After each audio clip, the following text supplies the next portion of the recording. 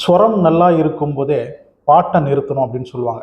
ஆனால் சினிமாவில் டாப்பில் இருக்கிற ஒரு பாடகர், இன்னும் சொல்லப்போனால் வேர்ல்டு ஃபேமஸ் பாடகர் நம்ம அரிஜித் சிங் வந்து இனிமேல் சினிமாவில் பாட மாட்டேன் அப்படின்னு சொல்லியிருக்கிறார்.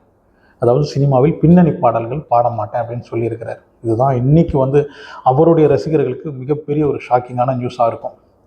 ஒரு வாரத்துக்கு முன்னாடி தான் ஏஆர் ரஹ்மான் வந்து இந்தி திரையுலகை பற்றி ஒரு நியூஸ் ஒன்று சொல்லி அது வந்து பலராலும் பலவிதமாக பேசப்பட்டு அதுக்கப்புறம் இப்போ தான் அது கொஞ்சமாக ஆறிக்கிட்டு வருது. அந்த நேரத்தில் இந்தியாவின் நம்பர் 1 சிங்கரான அரிஜித் சிங் 38 வயசில் நான் வந்து இனிமேல் சினிமாவில் பாட மாட்டேன் அப்படின்னு சொல்லியிருக்கிறார். இந்தி சினிமா உலகில் என்ன தான் நடக்குது அப்படின்னு தெரியல. ஸ்பாட்டிஃபைல 163 மில்லியன் ஃபாலோவர்ஸ் அவருக்கு இருக்கிறாங்க. அதாவது உலகிலேயே ஸ்பாட்டிஃபைல நம்பர் 1 இருக்கிறது அரிஜித் சிங் தான். 2வது இடத்துல டெய்லர் ஸ்விஃப்ட், அவங்களுக்கு வந்து 145 மில்லியன்.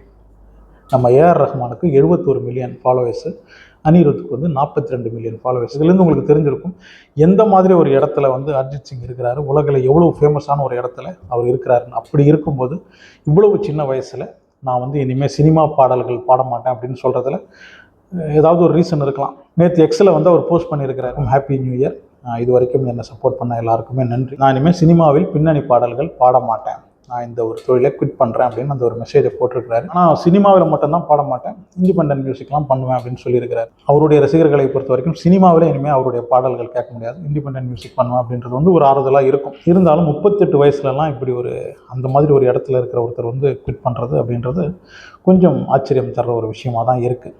2005 சோனி டிவியில் குருக்குல் அப்படின்ற ஒரு மியூசிக் ப்ரோக்ராம் ஒன்று இருக்குது. அதாவது நம்ம இந்தியன் ஐடியல் மாதிரி. அதில் தான் அவர் வந்து ஃபஸ்ட்டாக அவருடைய இசை பயணத்தை தொடங்குறாரு. அதில் வந்து அந்த ஒரு போட்டியில் அவர் ஜெயிக்கல, இருந்தாலும் அவருடைய குரல் அப்போவே பேசப்பட்டது.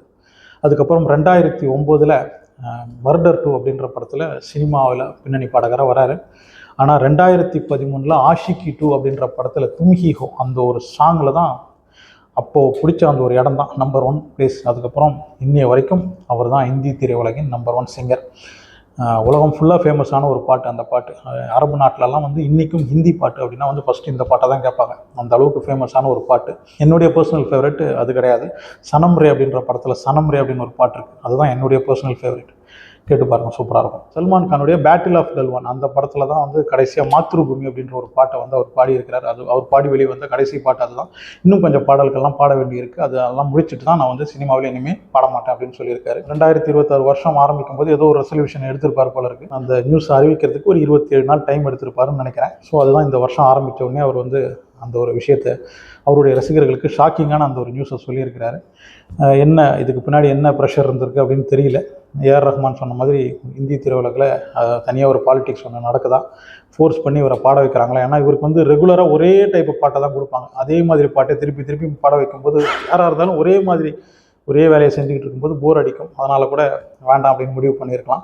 இல்லைனா அவருக்கு பிடிக்காத பாடல்களை ஃபோர்ஸ் பண்ணி, இப்போ தான் வந்து தனி மனித சுதந்திரம் அப்படின்றது நம்ம நாட்டில் எந்த அளவுக்கு இருக்குதுன்னு தெரியும் இல்லையா, ஃபோர்ஸ் பண்ணி பாட வச்சுக்கிட்டு இருந்திருப்பாங்க. சினிமா பாடல்கள் பாடினா தானே என்ன இந்த மாதிரிலாம் சொல்லுவீங்க, நான் அந்த இனிமேல் அந்த தொழிலே விட்டுறேன்ப்பா அப்படின்ட்டு தொழிலை விட்டுட்டு போனாரான்னு தெரியல.